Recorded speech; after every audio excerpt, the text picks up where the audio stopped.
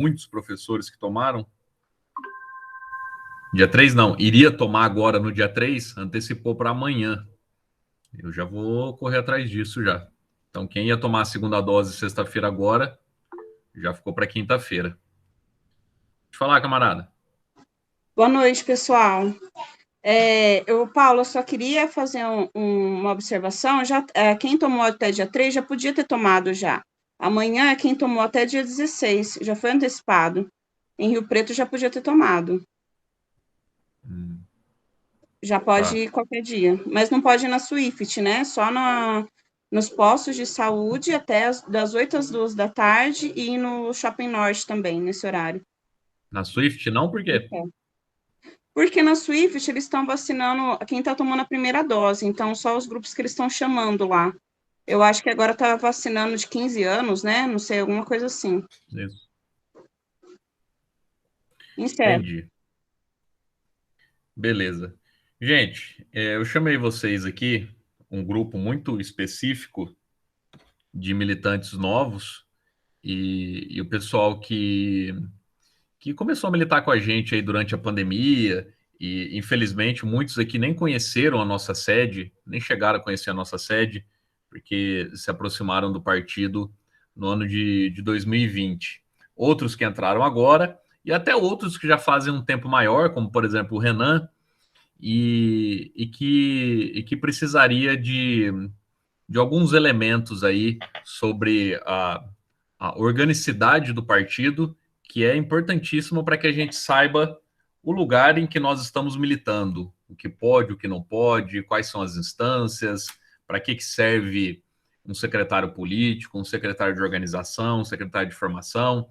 Então, assim, eu vou apresentar uns slides aqui para vocês. É uma formação bem técnica e bem rápida, tá?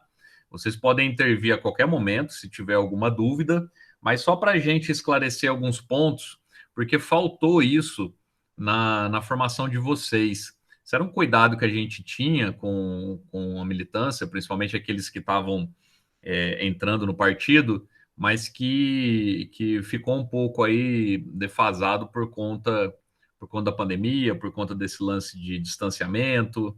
A gente estava também num ritmo legal de formações da unidade classista, de repente todo mundo começou a pegar Covid, teve que parar também. Enfim, foram vários obstáculos que aconteceram nos últimos meses, aliás, mais de um ano, né? Que fez com que a gente ficasse com esse déficit. Então, eu queria fazer essa apresentação bem rápida, porque são coisas simples. Muitos aqui, aliás, praticamente todo mundo aqui já vivencia isso na sua prática, porque já participou de reuniões, muitos aqui, inclusive, assumem a executiva aí das suas células, ou seja, ou ele é um secretário de político, ou de organização, ou de finanças, ou qualquer outra, agitação em propaganda, formação. Então, ele já vivenciou isso na prática, só que ninguém nunca tinha orientado ele. E isso é uma preocupação minha já de algum tempo. A gente precisa retomar essa prática. Foi igual quando eu era professor e virei coordenador pedagógico. Ninguém chegou e falou assim: ó, coordenador pedagógico faz isso. Essas são as atribuições de um coordenador pedagógico. Ninguém fez isso. Eu tive que descobrir sozinho, conversando com quem tem mais experiência, lendo resoluções. E depois, quando eu virei vice-diretor, exatamente a mesma coisa. Ninguém chega para você e fala: ó, essas são as atribuições de um vice-diretor. Isso é muito ruim e preocupante, inclusive. Então, a gente precisa melhorar essa prática, que é o que eu quero fazer aqui, tá? Deixa eu compartilhar aqui a tela. Lembrando que vocês podem me interromper a qualquer momento, tá?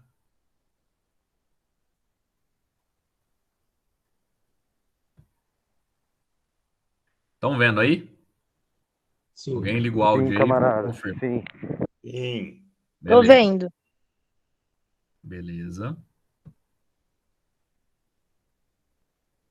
Tá, deixa eu só contextualizar aqui para vocês. Tá vendo? Tá ali, ó, curso de formação de quadros PCB, julho de 2017.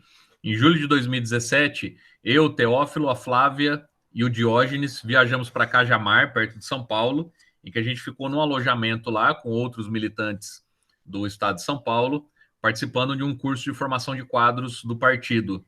Então, esses slides aqui são dessa formação, de uma dessas formações, porque nós ficamos 3 dias lá. Então, uma das formações era sobre como o partido se organiza. Então, eu pedi esse material e eles me deram, que é o que eu vou apresentar rapidamente para vocês aqui. Por isso que está ali julho de 2017. Ó, baseado nas resoluções da nossa última conferência de 2016. O nosso último congresso aconteceu em 2014. Então, para que servem os congressos? É nos congressos que nós tiramos as resoluções de qual vai ser a nossa linha de atuação dentro dos coletivos e dentro do partido. É como se fosse a nossa carta máxima aí, o nosso grande documento orientador. É nos congressos que a gente realiza as discussões e tira qual vai ser o planejamento, qual vai ser a linha política do partido. São nos congressos. Geralmente, ele acontece de 4 em 4 anos, de 5 em 5 anos. O último aconteceu em 2014. Entre um congresso e outro, como para não ficar um tempo muito espaçado, acontecem as conferências. As conferências é como se fosse uma atualização das resoluções que foram tiradas no Congresso, porque a conjuntura muda muito rapidamente. Então, bom, imaginem o que aconteceu de 2014 para cá, né? Até de 2016 para cá, o tanto de coisa que não aconteceu.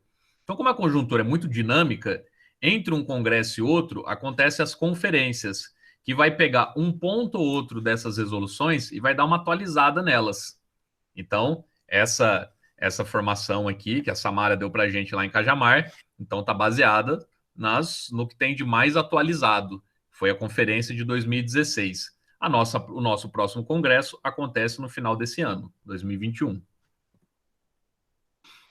Momentos em que estamos: superação da primeira etapa de construção do Partido Revolucionário, iniciamos a reconstrução partidária a partir de 2005, com uma efetiva análise do partido, da crítica dialética, nossas características, o leninismo, a rejeição do esquerdismo e a preocupação com a luta anti-imperialista. Por que diz aqui que nós iniciamos a reconstrução partidária a partir de 2005? Nós estamos no final desse processo. O PCB, em 2005, começou aquilo que nós chamamos de reconstrução revolucionária ou a reconstrução partidária, são vários os nomes, mas isso começou em 2005. Porque, para quem não sabe da história do partido, em 1992 houve uma tentativa de golpe dentro do partido pelo seu Roberto Freire, que tentou liquidar o partido, de maneira definitiva, liquidar o partido e não dar chances nem legalmente do partido continuar existindo. Então, a proibição do símbolo, da própria sigla PCB, e ele era o nosso secretário-geral na época, era o nosso dirigente máximo. E ele fez um congresso, que eu não vou entrar em detalhes aqui, das artimanhas que ele bolou dentro desse congresso, para tentar, de fato, liquidar o partido. Não conseguiu. Então, eles se transformaram no PPS, que hoje é o Cidadania, e ele é o presidente do PPS, e hoje é o presidente do Cidadania, e o PCB continuou existindo. Só que para ele continuar existindo, ele precisou praticamente retomar do zero. Então, precisou coletar assinatura, ele precisou voltar a existir. O Roberto Freire tentou, inclusive, impedir que ele continuasse existindo, mas aí ganhamos judicialmente, e aí, então, de 92 até 2005, foi esse momento de segurar a legalidade do partido. E para quem conhece um pouco aqui do Tribunal Superior Eleitoral, para você conseguir fundar um partido, você precisa de um número mínimo de assinaturas. Então, a militância foi toda destacada para conseguir o maior número possível de assinaturas, para conseguir refundar o partido. Aqui em Rio Preto isso aconteceu, o Mané Messias participou desse processo, o camarada Vade, estou falando só de militantes que estão até hoje no partido, participou desse processo também, de bater de porta em porta e pegar assinatura, filiando pessoas para refundar o partido. Em 2005, a gente começa o processo então, de depuração. Essas pessoas que não tinham identidade nenhuma com o partido, mas que serviram para ele ser reerguido, elas começaram a ser desfiliadas, e aí o partido começou, de fato, a tomar o perfil e ter a cara que ele tem hoje, de uma militância mesmo orgânica, que assume tarefa, que participa de reuniões, que cotiza e que não necessariamente é filiada.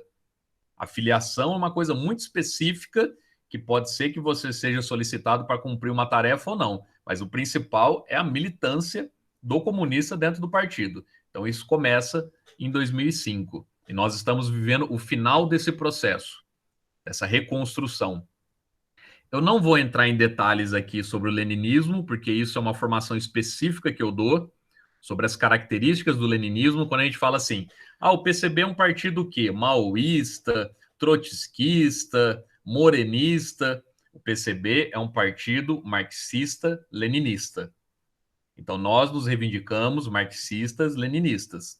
E aí existe uma especificidade do que é o leninismo. Então, para a gente se reivindicar leninista, é porque existe uma forma organizativa dentro do leninismo e a gente precisa entender qual é. Só que isso fica para uma outra formação, que é muito mais densa, tá? Mas que também a gente vai fazer.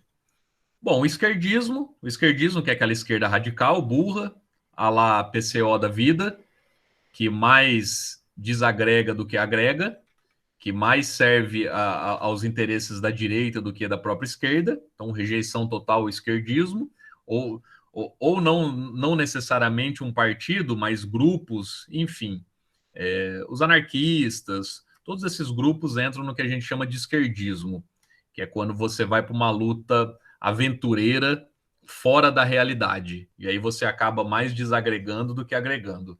E a preocupação da luta anti-imperialista, que também é uma marca dos comunistas desde sempre, né? Mas também se renovou profundamente, incorporando vários novos elementos a partir do aprendizado, com suas experiências, o contato com novas conjunturas e formulações políticas. Entre elas, o surgimento dos coletivos, que até então não existia. Você tinha só o PCB. Então, para atender novas demandas, o partido também começa a mudar um pouco a sua organização, como, por exemplo, a existência dos coletivos, que eu vou entrar daqui a pouco.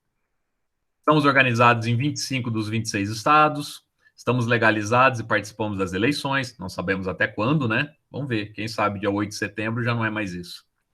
Nossa linha política está presente em universidades, institutos de ensino técnico, movimentos sociais e várias categorias de trabalhadores, principalmente no meio sindical. Então, 17 cidades, isso tudo são dados de julho de 2017, tá? Então ele está um pouco desatualizado. Nem falando aqui que somos 20, estamos em 17 cidades no estado de São Paulo, somos 25 células. Esse número já é muito maior do que isso, tá? E aqui são dados de 4 anos atrás. A célula partidária. O que é e como funciona? Todo mundo aqui, quase todo mundo aqui, aliás, está organizado dentro de uma célula. Então tem, aqui em Rio Preto tem a célula Ofélia do Amaral, tem a célula Zé Baiano, em outras cidades também, que tem comitês municipais, tem a célula. A célula é de longe, a principal instância do partido. Porque a célula, são os militantes da célula que estão em contato direto com as demandas dos trabalhadores. Isso precisa ficar muito claro, tá?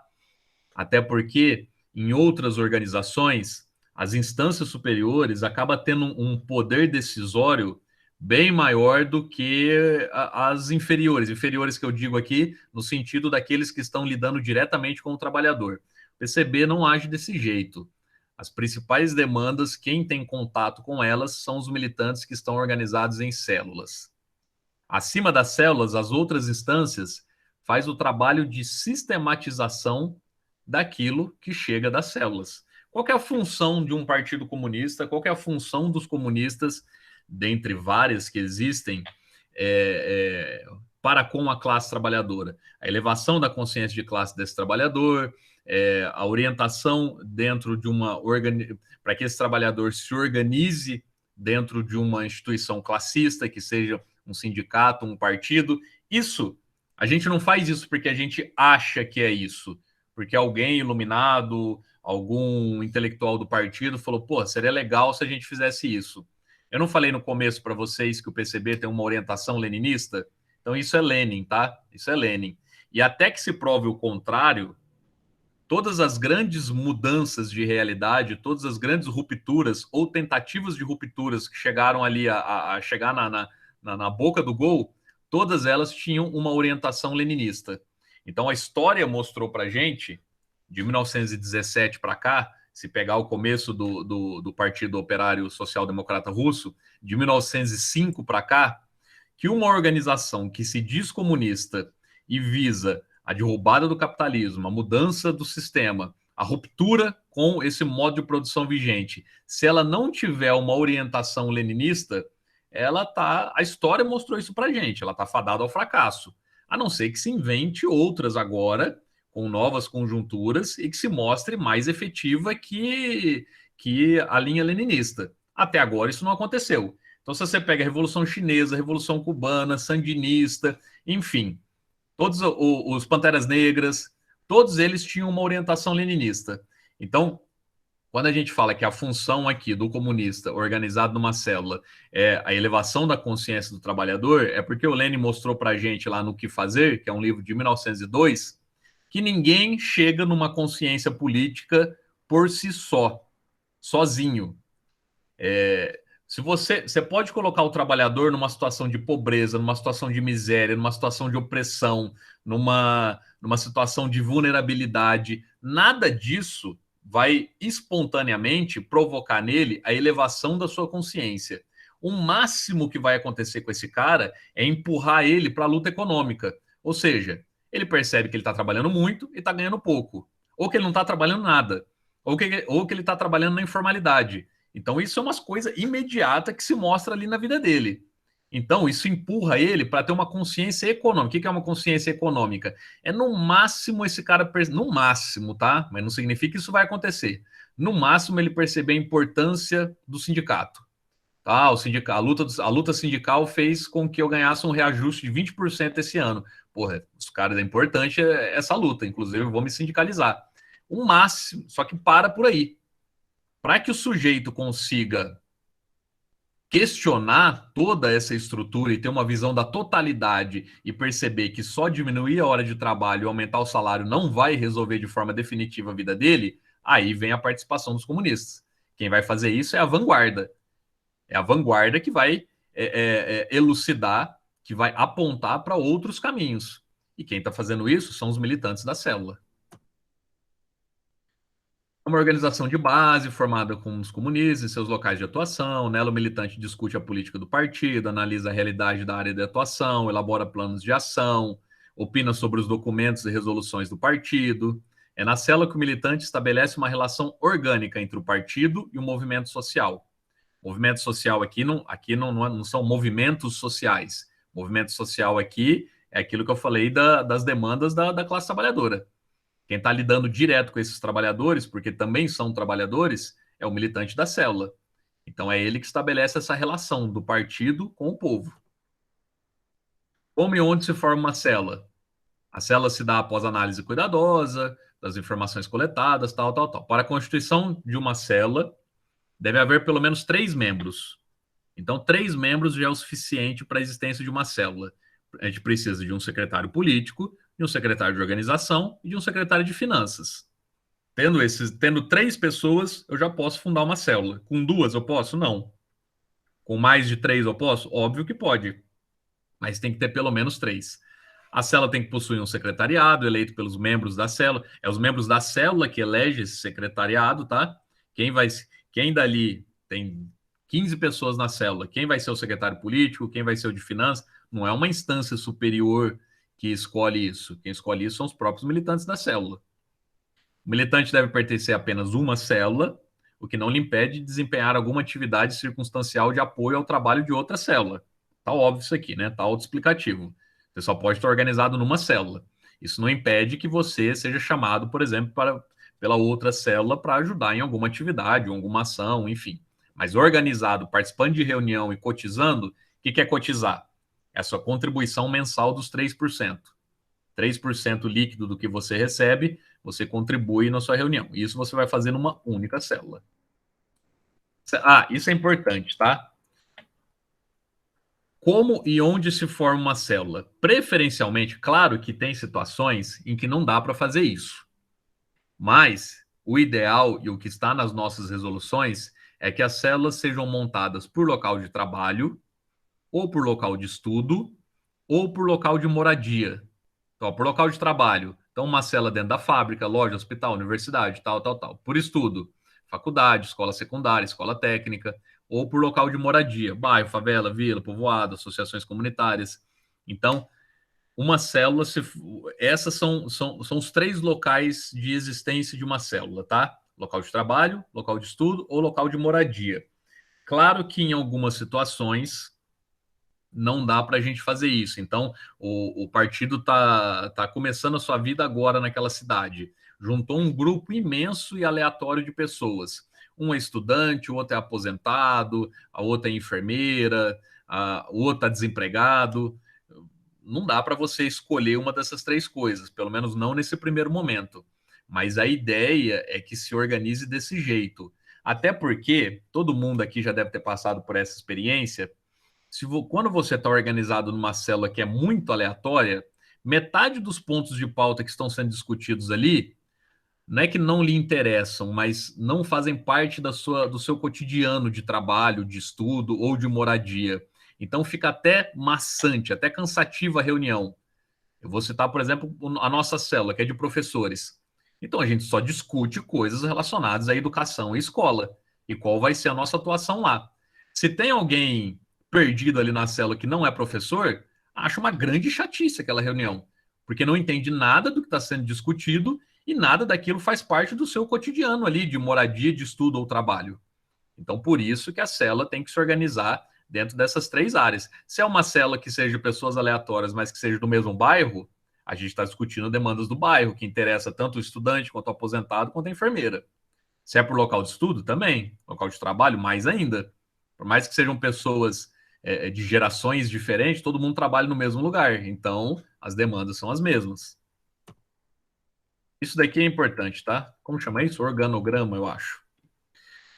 Então, aqui no centro, a célula, a executiva da célula. Então, aqui pode ver que tem até mais, né? Tem o secretário de organização, secretário de finanças, secretário de formação, secretário político e o secretário de agitação e propaganda. Preciso de pelo menos 3, mas se tiver mais pessoas, podem assumir outras secretarias. Então, nós temos uma cultura organizativa, aqui puxando para o lado esquerdo, que é a maneira como a gente se organiza internamente. Centralismo democrático, direção coletiva, crítica e autocrítica. Não vou detalhar o que são essas 3 coisas, porque são 3 princípios leninistas que eu vou deixar para uma formação específica sobre leninismo, sobre o que é uma organização leninista. Que aí são essas 3 coisas que vocês estão vendo aqui. Centralismo democrático, direção coletiva, crítica e autocrítica. Então não vou detalhar agora, mas a gente se organiza dessa maneira. O quadro político, né, o estudo coletivo, estudo individual. Quando a gente fala em quadro, significa que a militância ela tem que estar o tempo todo se atualizando. Isso acontece tanto dentro do partido, como por iniciativa própria também do sujeito. Então, o partido, por isso que nós temos, por exemplo, um secretário de formação. O secretário de formação no comitê municipal, ele é importantíssimo para que ele possa possibilitar essa formação para a militância. Porque tem gente que, aliás, isso é uma coisa que eu gosto sempre de frisar, que é assim, às vezes alguém que não é organizado com a gente, é de outra organização ou nunca foi organizado, olha a qualidade da nossa militância e fala assim, puta, eu não estou preparado ainda para entrar no PCB, eu não sei nada de marxismo, eu vou tentar estudar aqui por conta própria, vou ler algumas coisas, vou assistir todos os vídeos, vou fazer uma maratona do Jones Manuel aqui, e aí depois eu vou procurar os caras, senão eu vou passar vergonha lá dentro. Isso não pode existir, tá? Se alguém chegar com esse discurso é porque a gente está errando em alguma coisa. A formação se dá dentro da célula, se dá dentro do partido, por iniciativa individual do sujeito, mas principalmente por aquilo que nós vamos oferecer, para construir essa consciência, para construir esse quadro. Então, a cultura organizativa envolve isso. E a célula também ela tem a sua atuação para fora. Então, aqui, por exemplo, a Samara colocou o cursinho Lima Barreto. O cursinho Lima Barreto, lá em São Paulo, ganhou uma proporção tão grande que a Fundação Gol de Letra não sei se alguém lembra aqui, do Leonardo e o Raí, aqueles 2 jogadores lá que eram do São Paulo, e são caras de esquerda, a Fundação Gol de Letra chamou o cursinho Lima, patrocina o cursinho Lima Barreto. Patrocina a tal ponto de ano que vem o cursinho vai começar a captar recursos da Fundação Gol de Letra, para que todo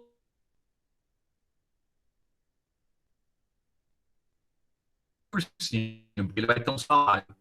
E os caras que são da Fundação Gol de Letra, os donos, né, que é o Raí e o Leonardo, são caras de esquerda, que sabem que o Lima Barreto é do PCB, e por isso mesmo eles patrocinam. Então, assim, só para vocês verem a proporção que o negócio tomou. E foi uma iniciativa da Célula, a criação do cursinho, grupo de pesquisa, atuação dos sindicatos dos advogados, as formações políticas externas que são feitas para não só para os militantes do partido, mas para qualquer um. Enfim, tudo isso envolve a atuação da Célula, tá?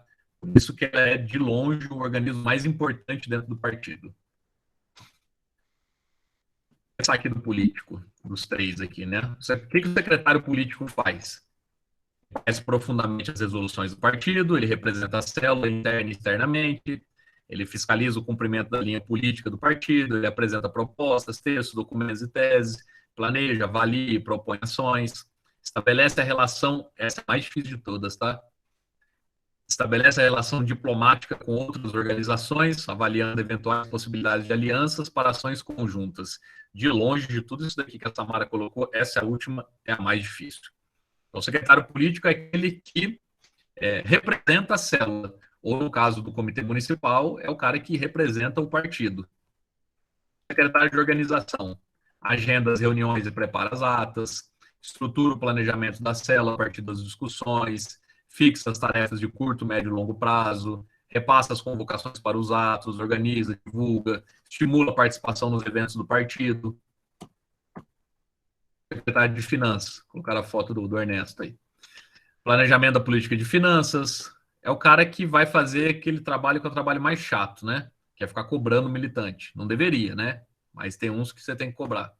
Cobrar, controlar e registrar a contribuição mensal dos militantes, manter sob sua guarda a responsabilidade dos valores e os bens materiais do partido, efetuar pagamentos, estudar, propor... isso é muito importante, é o penúltimo item. Estudar, propor, executar ideias de autofinanciamento da organização, venda de publicação, doação, festa, bingo, arrecadação com simpatizante, rifa, venda de camiseta, prestar contas ao CR, repassando a quantia de 50% da arrecadação mensal de cada célula. Secretário de Formação Política. O secretário de Formação Política tem uma coisa aí muito interessante. Ele não precisa necessariamente ser o sujeito que domina com profundidade o capital do Marx, sabe mais que o professor Zé Paulo Neto. Ele não precisa ser o cara assim, o gênio que vai dar as formações e tudo vai ficar centralizado na mão dele. Ele vai, como no último item ali está escrito, ele vai organizar as formações internas e abertas. Então é ele que precisa conhecer profundamente os demais militantes para saber, cada um, segundo a sua habilidade, o que pode contribuir. Por exemplo, hoje eu quis gravar eu não sou secretário de formação, mas eu vou falar só uma coisa aqui. Hoje eu tinha que gravar um programa na rádio sobre Afeganistão. O Renan é um cara que é um professor de geografia que domina o assunto muito mais do que eu. Então o que eu fiz? Eu chamei ele como convidado para ele falar sobre o Afeganistão e não eu falar sobre aquilo. Se for algo que é do meu domínio, como por exemplo educação, aí eu sinto total segurança e quero, inclusive, falar sobre isso. O secretário de formação é isso. Não é necessariamente ele o único formador. Ele pode ser um dos formadores, mas é ele que planeja, é ele que organiza, é ele que entra em contato com os outros. A nossa formação, ela tem que ser permanente. É aí que se dá a formação de quadros. E é isso que nos diferencia das demais organizações. A nossa linha política, que é centralizada, e a nossa formação, que é permanente. E é o secretário de formação que faz esse trabalho, inclusive, de indicar as leituras para os militantes, individualmente. Então, tem um cara que entrou agora, e eu vejo que ele não domina absolutamente nada. Eu sei uma leitura introdutória para mandar para esse cara e falar assim, lê, e depois a gente discute junto aqui, só eu e você, sobre isso que você leu. Então, ele faz esse trabalho também individualizado. Então, é uma tarefa importantíssima. O de agitação e propaganda, então, nem se fala, né? Planejamento de ações, como palestras, performances teatrais, debates, seminários, estudo e utilização das possibilidades das mídias digitais, como o Facebook, elaboração de materiais de identidade visual. Aí a galera aí que que manja muito dessas coisas. Eu não domino absolutamente nada. Eu mal sei aqui compartilhar, espelhar a tela. Se não é alguém me explicar, eu não sei fazer nem isso. Mas aí é o pessoal que manja disso. Que numa era digital como a nossa, e no momento de pandemia que tudo está sendo feito à distância, fundamental o trabalho do agitador. Só para uma curiosidade, tá? Agitação e propaganda também é um termo leninista. Agitação, eu falo pouco para muitos, e propaganda, eu falo muito para poucos. Então, secretário de agitação e propaganda significa isso, tá? O que é um material de agitação? É um material que é curto, objetivo e que eu vou espalhar geral. É um vídeo de 3 minutos que eu estou compartilhando, é um panfleto que eu estou distribuindo, é uma fala no carro de som que eu fiz de 2 minutos e meio no ato. Isso é o trabalho de agitação. O trabalho de propaganda é quando eu estou formando um grupo de pessoas. Aí eu vou aprofundar mais no assunto, eu vou falar muito para um grupo menor de pessoas.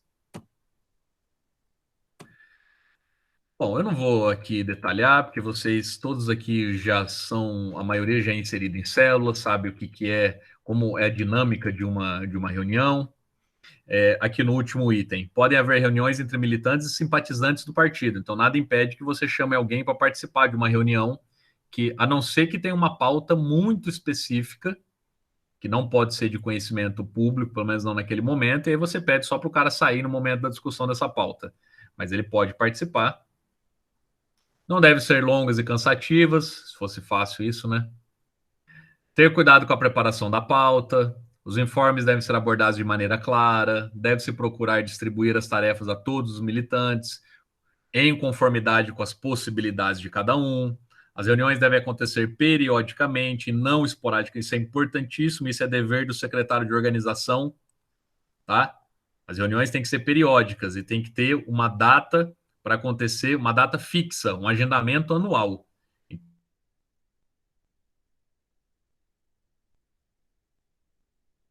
Isso é muito importante, tá? Não pode, as reuniões não podem ser feitas assim, de maneira espontânea. Ah, esse mês vamos fazer no dia 20. Mês que vem vamos fazer no dia 3. Para o militante se programar, inclusive em relação a finanças, né? Assistente, né? Sempre tem um assistente que assiste a célula, ele é a ligação, o assistente é a ligação do comitê municipal ou do CR com a célula. Aí nós temos aqui a participação do partido nos movimentos de massa. Isso é novo, é relativamente novo no partido. Isso é dos anos 2000 para cá, isso não existia antigamente. Nos nossos 100 anos de história, foram só nos últimos 20 anos que começaram a surgir os coletivos, essas organizações extremamente necessárias para a gente poder atender essas demandas específicas, sempre tendo em mente a linha do partido. Eu juro que eu já estou encerrando, tá? Já está dando 40 minutos aqui. Então temos o coletivo Vianinha, coletivo LGBT, o ANA, o Minervino, a Unidade Classista, o JC. Lá, o que eu tinha falado para vocês. Os comunistas atuam para a elevação da consciência de classe, visando a superação de identidades que tendem a negligenciar sua noção de pertencimento à classe, sem, no entanto, deixar de atuar em seu interior, fazendo sempre a ligação das lutas parciais com a luta geral anticapitalista. É o que diferencia os nossos coletivos de outros coletivos, né? De um feminismo liberal, de um coletivo negro liberal também, ou pós-moderno, que nunca vai fazer essa ligação da luta que é específica com a luta geral anticapitalista. Essa é a diferença dos nossos coletivos, por isso eles têm um recorte classista. E por isso eles se diferenciam de qualquer outro coletivo liberal. A Unidade Classista, que é a nossa corrente sindical. Então, os comunistas do PCB que estão sindicalizados, eles precisam necessariamente participar, então, da unidade classista. Porque dentro da unidade classista é discutido as demandas específicas do sindicato. Por exemplo, aqui em Rio Preto a gente tem um problema muito grande. Nós temos uma célula só de professores e depois nós temos a unidade classista que 90% de quem está ali são os mesmos professores dessa célula. Então fica uma reunião da célula de professores e a reunião da unidade classista com as mesmas pessoas e mesmas demandas. Então o que a gente tem que fazer para mudar isso? A reunião da unidade classista tem pauta específica, que é o quê? Questão sindical. É o que tem que ser discutido numa reunião da unidade classista, as questões sindicais. enquanto que a reunião da célula pode abranger outros elementos, que não somente o sindical. O JC, que é o nosso coletivo aí da juventude, me dispensa um pouco apresentações. O JC é o único dos coletivos, a unidade classista também é nova, tá? Ela é de 2012, mas a UJC existe desde 1924. Ela também é entre períodos que ela ficou na clandestinidade também, no período militar, né? A organização de todos esses coletivos segue a mesma dinâmica do partido, tá? Só muda alguns nomes. Por exemplo, na unidade classista, a gente chama de, em vez de célula, a gente chama de comitê de base. A gente chama de comitê de base, em vez de célula. Então, os professores são organizados no comitê de base da unidade classista de Rio Preto. A gente não chama de célula. Célula é só o partido. Na UJC, são os núcleos de base. O nome é diferente, mas a organização é exatamente a mesma, tá? Exatamente a mesma, só muda o nome. Onde a UJC está organizada e quem são os responsáveis em cada cidade. Isso daqui é 2017, mudou bastante já, para melhor, ainda bem. Nem conheço esse Rodolfo aí. O Rodolfo não é mais jovem. Em 17 ele ainda era um pouco. O Ana Montenegro, que é um feminismo classista, né, que tem um recorte classista. Também, a organização é exatamente a mesma. Vou só chegar no final aqui para entrar numa última coisa específica sobre isso. As assistências aqui do Ana. Coletivo LGBT comunista, que é o mais recente de todos os coletivos. Já começou muito grande. Bom, né?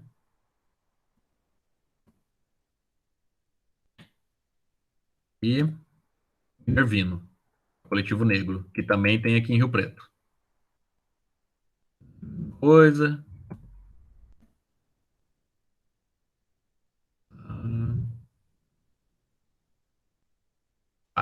Relação entre partido e coletivos, para terminar aqui, tá? Então, eu gosto sempre de fazer esse tipo de comparação. Um vereador aqui na cidade, se ele quiser, qual que é a função dele, né? Fiscalizar o trabalho do prefeito e elaborar projetos de lei. Tá. E aí as cidades possuem leis específicas. Às vezes existe uma lei aqui em Rio Preto que não existe em Mirassol, que não existe aqui em Badibacite, que está a 5 quilômetros de distância. Independente dessas diferenças e dessa limitada liberdade que o legislativo de um município tem para elaborar leis, ou do estado, ele nunca pode entrar em conflito com o quê? Com a Constituição, que é a nossa lei maior. Então, por mais que as cidades tenham leis específicas ou os estados possuem leis específicas, nada pode estar em conflito com a Constituição. A relação do partido com todos esses coletivos que eu acabei de mostrar, Unidade Classista, UJC, Minervino, Ana, Vianinha, enfim, ele tem uma pauta muito específica da UJC da juventude, do ANA da questão das mulheres, da unidade classista, questão sindical. Então, são recortes muito específicos. Então, você precisa ter uma orientação, um documento orientador ali muito específico para essas demandas. Só que eles precisam estar subordinados às nossas resoluções do partido que foram tiradas no último congresso. Então, nunca pode entrar em conflito.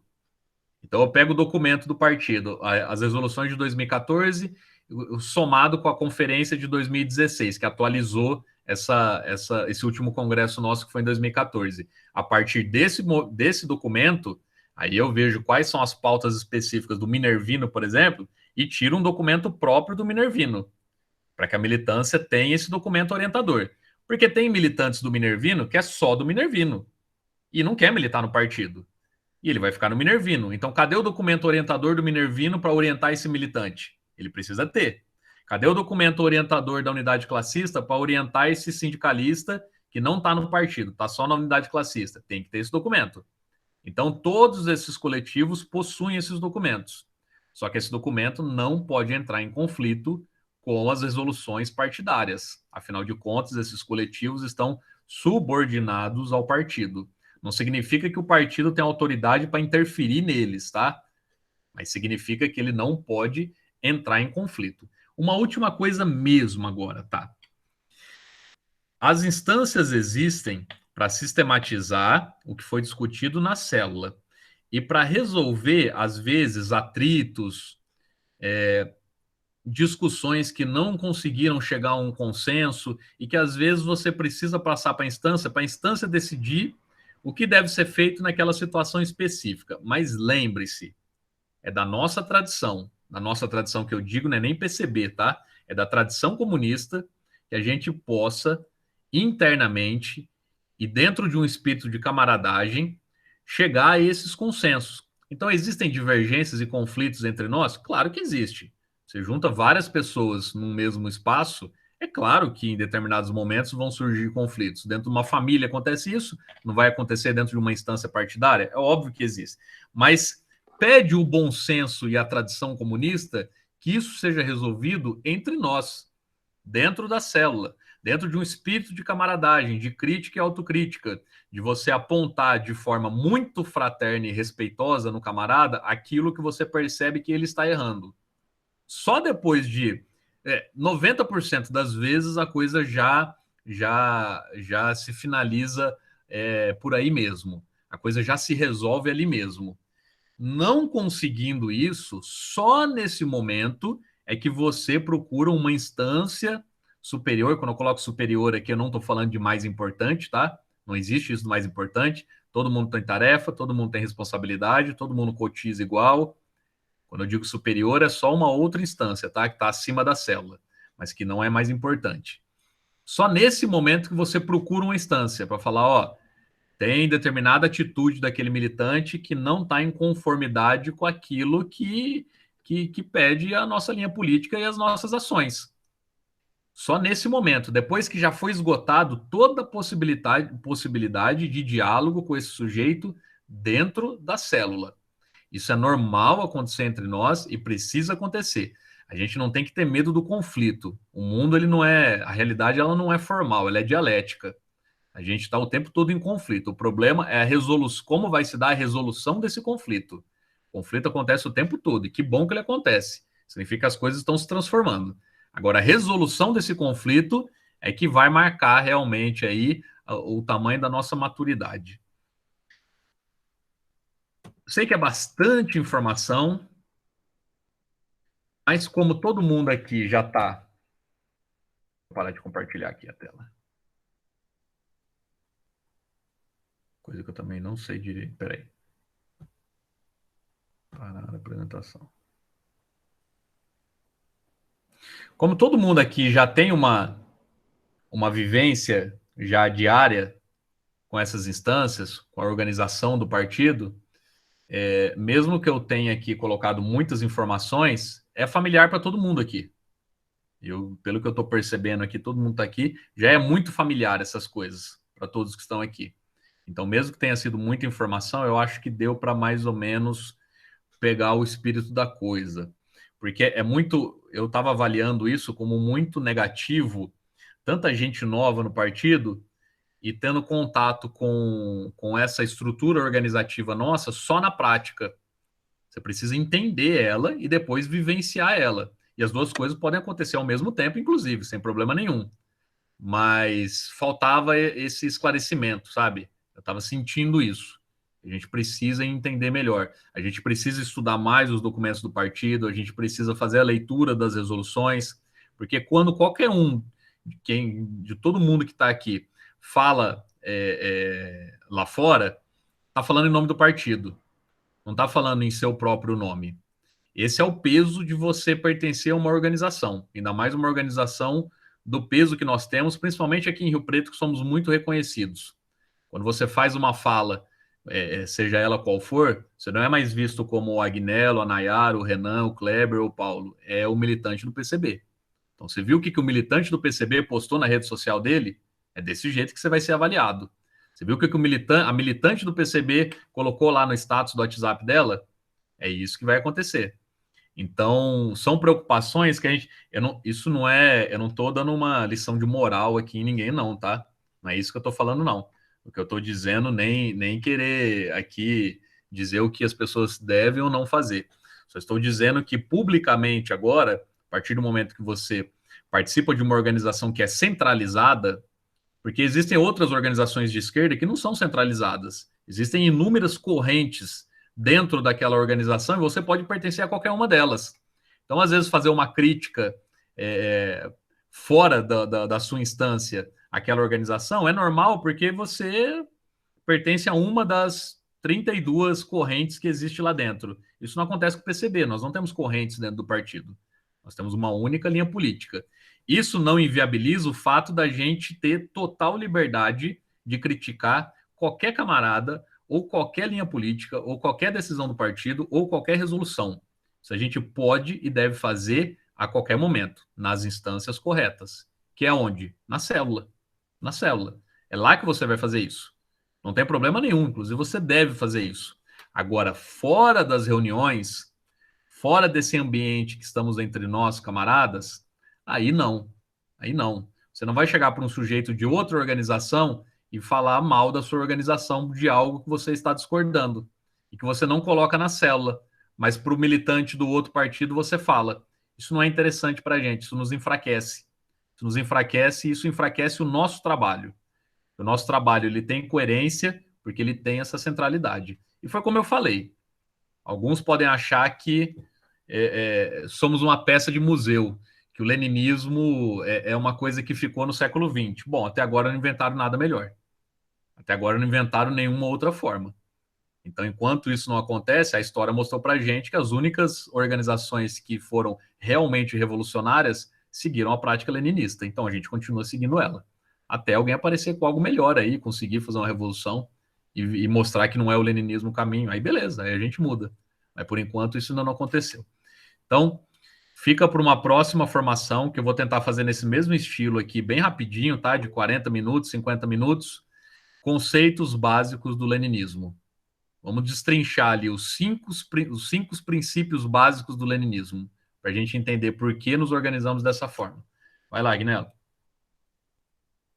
Primeiro, boa noite aos camaradas, parabéns ao Paulo aí, como sempre, maestria nas falas. Eu sou militante da UJC, oficialmente há quase 2 anos, indo para 2 anos. O partido oficialmente também entrei esse ano, mas antes eu também tinha contato, era aproximado, sempre estava junto nos mesmos blocos, nas formações, quando há muito tempo atrás a gente não precisava usar máscara, a gente tinha a nossa sede, mas enfim. A minha ideia de fazer a fala aqui é uma coisa que a gente eu pelo menos venho estudando cada vez mais, e internamente a gente vem debatendo cada vez mais, que é o militante, enquanto militante organizado do PCB e da UJC, né, ou de qualquer outro coletivo, tem que estar muito atento sempre às teses, né, principalmente as teses, mesmo elas estão um pouco desatualizadas hoje, né, no momento de agora, porque a gente ainda não teve congresso, etc. Mas é sempre muito importante, na minha opinião, estar sempre atento às teses e utilizar o que a gente aprende lendo Lenin, Marx, Engels, toda a gama teórica, não só para pôr em praxis, né, de construir a consciência de classe, etc., mas também para favorecer internamente a nossa organização, né?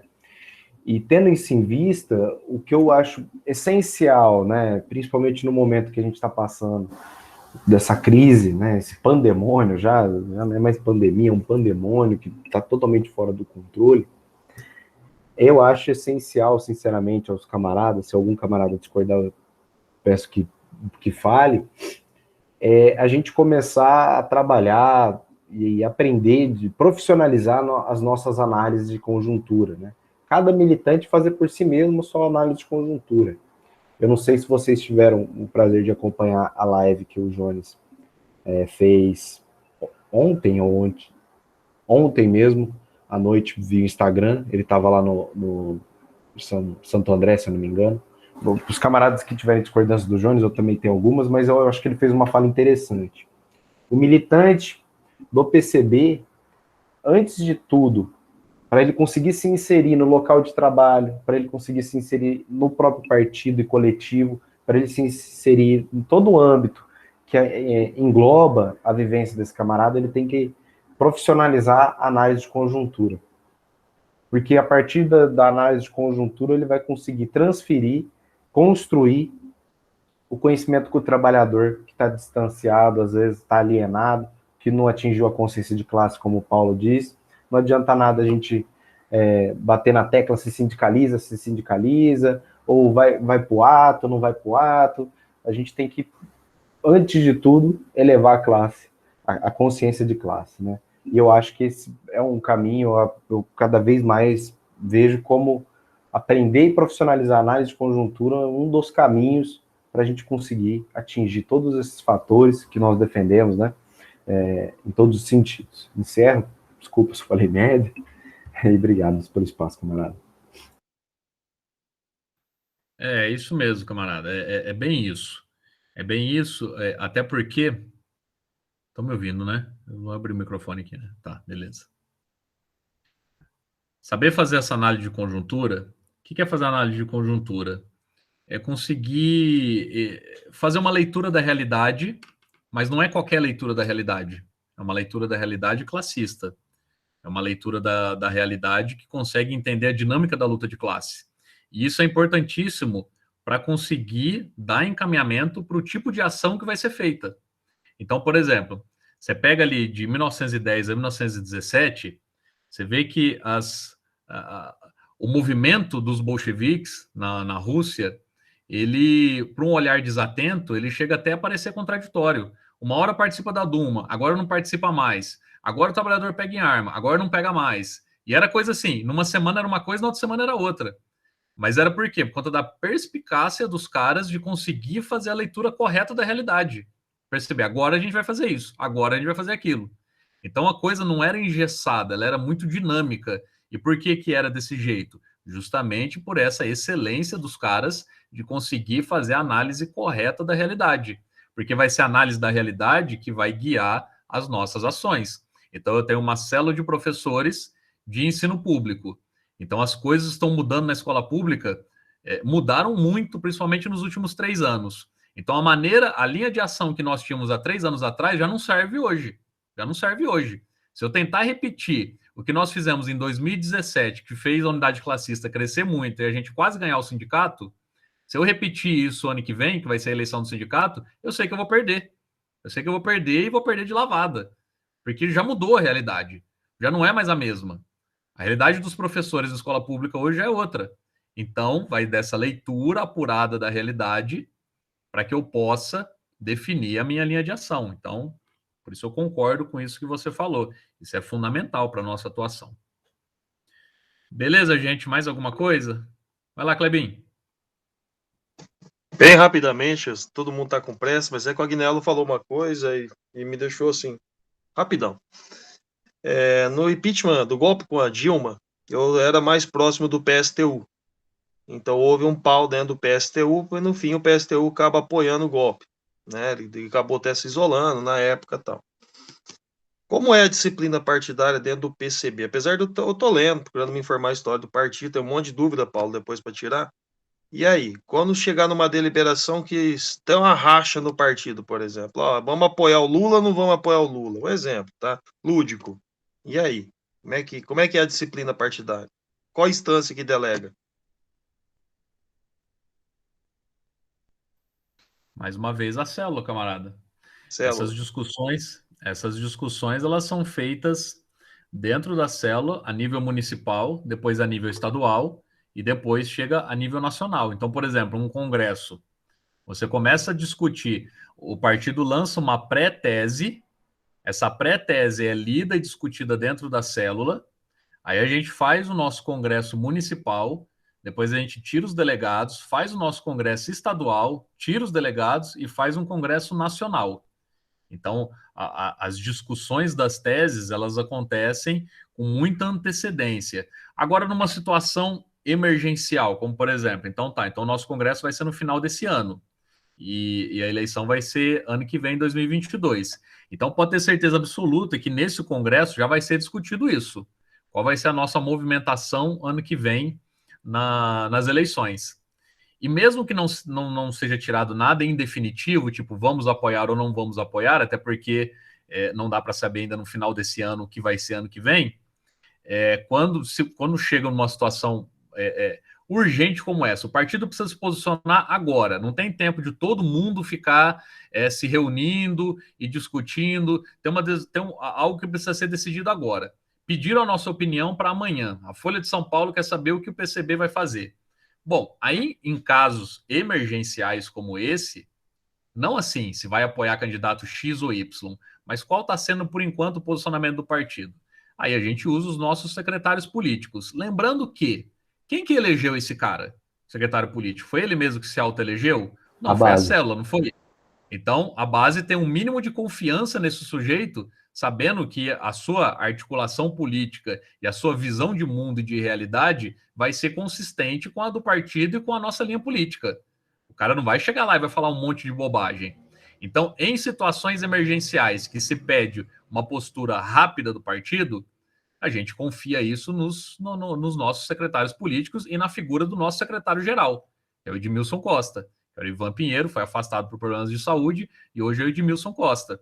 Mas quem que elegeu esse cara? Ele foi eleito num congresso, que tinha delegado daqui de Rio Preto, por exemplo. Então, em situações como essa, e o restante da militância obedece à determinação, por isso nós somos centralizados. Aí que tem uma questão bem rápida que eu preciso falar aqui, que é muito importante mesmo, eu já passo a palavra para o Renan. A gente precisa, antes de tudo, entender a noção de liberdade entre os comunistas, a noção de liberdade entre os trabalhadores. Eu não estou falando que você fez isso, tá, Clebinho? Estou falando que isso é o que está colocado. Nós somos educados dessa maneira. Nós somos educados a entender a liberdade como liberdades individuais. Toda vez que alguém falar liberdades individuais, já liga o sinal de alerta aí, porque o cara está bebendo do liberalismo, está bebendo de uma suposta natureza humana para falar em liberdade.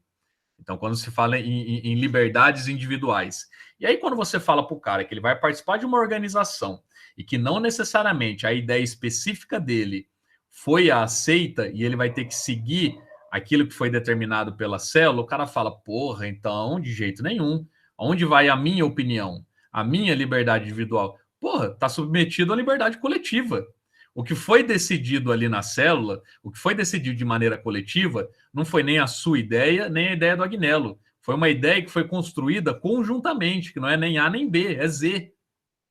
Foi o seu debate contribuiu para isso, o do outro também, só que o seu específico... Vou citar uma coisa bem rápida aqui. Então, vamos participar ou não da manifestação em 7 de setembro? O Agnello acha que a gente tem que participar. Eu acho que não tem que participar. A gente vai fazer uma reunião para discutir isso, para ver qual vai ser a nossa atuação ali. O Agnello expõe o argumento dele, eu exponho o meu argumento, e no fim, a gente chega num consenso ou não, esgotamos a discussão, não chegou num consenso, esgotamos, precisamos abrir para votação, se vamos participar ou não. A maioria escolheu que nós não devemos participar. Tá, eu queria muito que participasse, mas eu fui voto vencido, porque o coletivo escolheu um outro caminho. Então, a gente precisa... tem um texto do Caio Prado, aquela coleção Primeiros Passos, chama O que é Liberdade, do Caio Prado. Quando ele era do partido, ele escreveu a tese de doutorado dele, e o último capítulo do livro, do doutorado dele, era O que é Liberdade, virou esse livro da coleção Primeiros Passos. É muito interessante, que ele vai fazer toda essa discussão no livro. A noção equivocada que nós temos de liberdade e a noção que precisa ser construída entre os trabalhadores de uma liberdade coletiva, que foi a vontade da maioria. Nem sempre a vontade da maioria, discutida até a exaustão, era a minha vontade individual, mas eu me submeto à vontade coletiva. Quem pode se dar ao luxo de agarrar sua liberdade individual para si e não abrir mão é a burguesia. Ela pode ir embora do país, ela pode comprar uma fazenda e morar longe de todo mundo, ela pode escolher voar de jatinho, não precisar entrar no aeroporto. Ela pode, para ela serve as liberdades individuais e a minha opinião específica, porque ela pode viver numa bolha. O individualismo faz bem para ela, é ótimo para ela. Agora, nós, trabalhadores, nós lutamos por um tipo de liberdade que é a liberdade coletiva, que não é nem azul nem branco, é o vermelho. É a mistura de todas as argumentações e as defesas, que não necessariamente vai ser a minha naquele momento, pode ser na próxima, mas naquele momento não. Então, respondendo de vez a sua pergunta, pode ser que o partido siga uma direção que não necessariamente seja a sua vontade individual, específica daquele momento. Isso aí vai de você perceber o quão tranquilo e agradável ainda está para você permanecer dentro daquela organização, cumprindo disciplinarmente essa decisão que foi da maioria ou não. Então, situações como essa acontecem. Vai lá, Renan.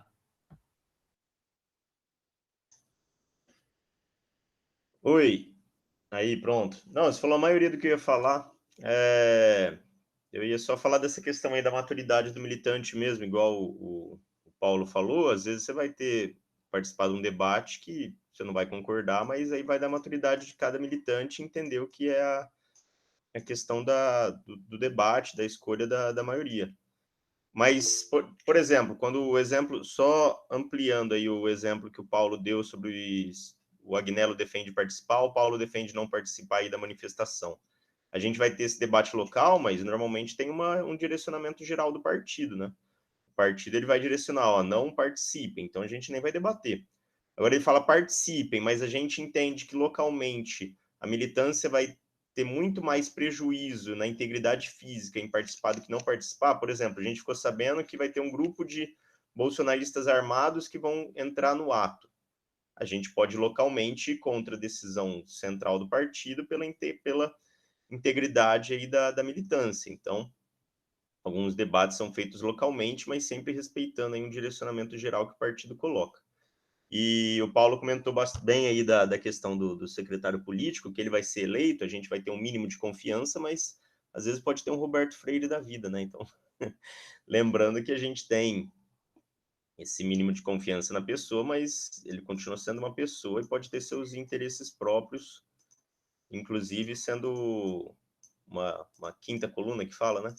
Um cara que está lá dentro justamente para quebrar o partido. E isso é uma coisa que o Paulo fala e outros camaradas falam, que um cara que é infiltrado e que ele vai entrar para ser contra o partido, ele não vai ser aquele estereótipo de cara bobão que vai vir falar das liberdades individuais, que ia bater no marxismo o tempo inteiro.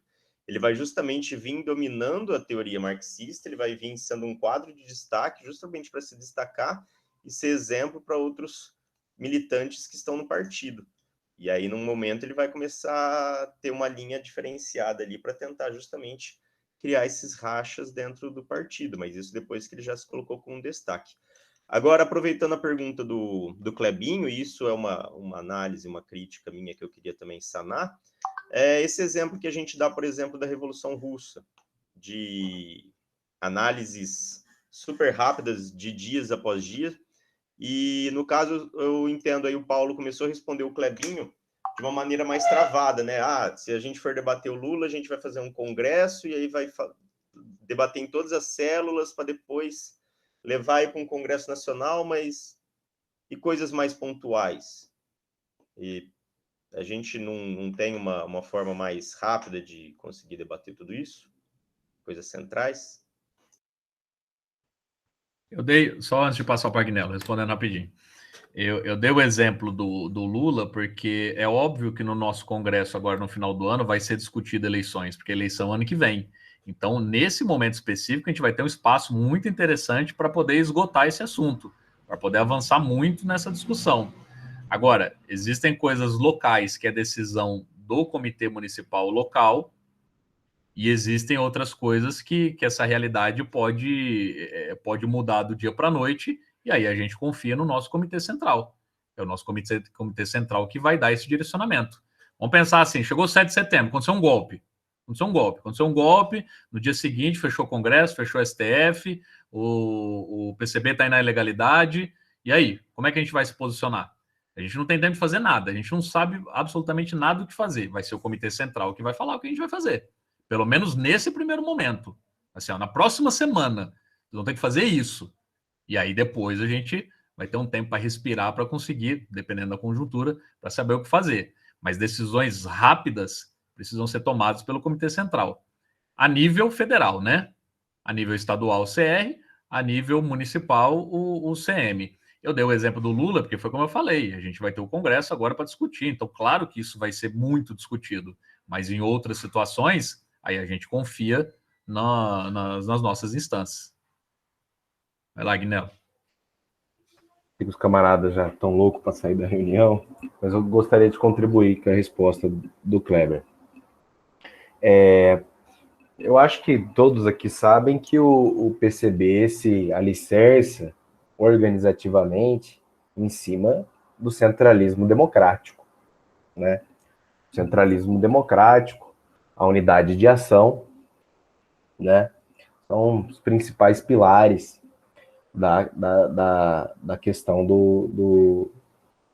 a organização interna do PCB, né? Então, lógico, aqui eu não estou respondendo o que os outros camaradas já responderam, né? Mas eu gostaria de fazer esse recorte porque eu acho importante, né? Principalmente lembrar desses dois fatores, unidade de ação e centralismo democrático. O PCB, ele não comporta correntismo, né? O PCB não se propõe a um partido de correntismo. Lógico, dentro do PCB tem trotskistas, tem os mais leninistas, tem maoísta, tem, realmente. Só que esses indivíduos não formam corrente interna, diferente de PSOL, diferente do PT, que tem inúmeras correntes internas que se degladiam pela direção do partido, por qual direcionamento o partido vai tomar, né? Aqui no PCB, o centralismo democrático permite que o militante tenha liberdade interna para se debater, para se discutir, para se opor à linha que está sendo decidida internamente e que vai afetar a atuação externa. E o centralismo, em conjunto com a unidade de ação, vai pôr esse militante, ó, a sua linha, o seu posicionamento foi perdido, ele perdeu.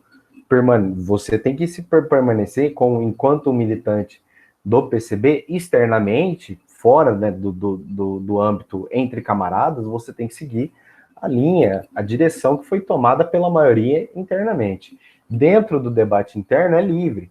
Você foi voto vencido, tal direcionamento, por exemplo, uma questão de planejamento interno que é longo prazo, né? São ações a longo prazo. Então ainda dá tempo, longo, médio, né? Dá tempo ainda de se colocar em debate se aquilo está correto ainda. E isso é fundamental. É fundamental. É fundamental porque camaradas que se opõem a linhas a médio e longo prazo, que às vezes são errôneas, né? Às vezes são errôneas. Às vezes estão tomando um direcionamento todo completamente errados. Um exemplo que eu gosto de citar para aqueles que conhecem mais profundamente a história do PCB, sabe que na década de 30 a gente adotou a linha de classe contra classe, que vinha da União Soviética, do PUCOS, e o PCB assumiu uma característica que a gente chama de obreirismo, né? Os principais quadros de direção do partido tinham que advir da classe operária mesmo, serem operários. Era mal visto os dirigentes serem intelectuais ou de outro campo, do trabalho. Camaradas que se discordaram disso fizeram com que o PCB retornasse à linha correta uma década depois. Demorou? Demorou, mas se reconstruiu, se abandonou a linha obreirista. Então, eu acho essencial a gente pensar que a gente nunca vai se permitir perceber, até então, o leninismo, o centralismo democrático, a unidade de ação se demonstraram muito mais superiores do que o correntismo, até o momento. A partir disso, um camarada que tiver suas oposições internas, ele é completamente livre para se opor abertamente a esses direcionamentos que ele considera errôneos. E às vezes podem até acabar salvando o partido e os outros camaradas envolvidos nessa linha errônea de, né, persistir no erro ou efetuar um erro de linha política, de linha teórica, da área de atuação que seja, né? Encerro. Espero que tenha ajudado mais um pouco, Kleber.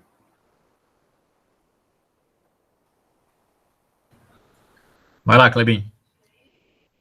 Nossa, contribuiu muito, tá? Guinelo, tua fala fechou bem a fala do Renan e do Paulo. Obrigado, tá? E desculpa ter atrasado aí a reunião. Era essa onde eu queria chegar e não soube perguntar, o correntismo.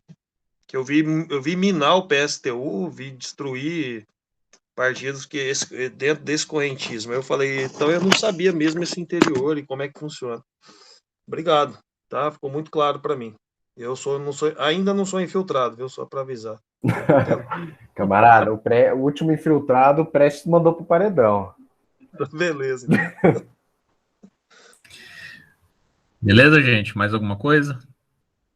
Espero que tenha sido claro. Como eu falei, como a grande maioria aqui já tem essa vivência cotidiana da organização partidária, então acredito que tenha ficado mais ou menos fácil, porque já faz parte do nosso cotidiano, então a gente só precisa mais desses detalhes técnicos e dessas explicações aí, que não precisa de um aprofundamento maior que isso. E aí eu penso, se vocês concordarem, ainda esse mês, né? Hoje é o dia 1, então tem mês pra caramba ainda. Tem muito chão ainda. Semana que vem, ou a próxima, fazer essa formaçãozinha aí bem rápida, tá? De uns 40 minutos de novo, sobre o leninismo, que é importante. Que aí tendo essas duas coisas, sabendo como o partido se organiza, como o funcionamento das instâncias, e principalmente como funciona uma célula, combinado com os princípios básicos do leninismo, aí o militante já está apto aí a falar em nome do partido. Quando alguém perguntar para você, você milita no PCB, aí o cara fala assim, eu sou do PSTU, explica para mim, então, como que vocês se organizam? Cuidado, às vezes o cara está querendo coletar informação, tá? Cuidado com isso também. Mas às vezes a pessoa fala assim, eu não conheço, eu nunca fui organizado em nada. E o que vocês são? Vocês são maoísta? Existem correntes dentro do PCB? Como funciona? Então você precisa ter noção desses elementos básicos para conseguir fazer esse tipo de discussão, de convencimento e até mesmo de chamamento, né, para mais pessoas para a nossa organização. Então, se vocês toparem, a gente faz isso semana que vem ou a próxima, nesse esquema mesmo, bem rapidinho, tá? Para não ficar cansativo. E nem deixar para o fim de semana, eu acho saco final de semana. Semana já é chato de qualquer jeito, você tem que trabalhar todos os dias. Então você já faz a formação, que já é cansativa também e boa. Agora você para um sábado à tarde, fazer formação, um domingo é dia de Deus, é dia do Senhor. Aí você vai fazer formação, não dá. Então eu prefiro assim, eu prefiro dia de semana. Beleza, gente? Qualquer coisa, me chama no WhatsApp. Agora que eu reparei que o Paulo parece o Gustavo, né, da orientação marxista. Meu Obrigado. Deus. Não, fala isso não, Renan. Olha lá, ó, a centrada, o camarada. Pelo menos a linha tá mais correta aqui, né? Eu ia pegar minha biografia do Stalin aqui para mostrar que eu sou bem diferente dele. Calma aí, camarada, eu faço esse favor aqui, eu pego o busto dele. Tá próximo aqui. Fechou. Vamos só para ver que é bem diferente. Isso mas fisicamente... Quando entra oficialmente pro PCB, todo mundo ganha um desse, viu? E o Bruno, por que ele não participou? O Bruno justificou que ele estava numa reunião do trabalho dele, mas aí eu pedi pro Dorigão gravar, e aí eu vou passar para ele e outros dois que também não conseguiram participar. Tá gravando? Tá, por isso que eu pedi para gravar. Quer dizer que você falasse besteira aqui, você estava fudido, porque você estava produzindo provas contra si mesmo. Aqui é igual CPI. Segundo a lei, nenhum homem ou mulher pode construir provas contra si mesmo. Beleza, gente? Valeu. Não jantei ainda.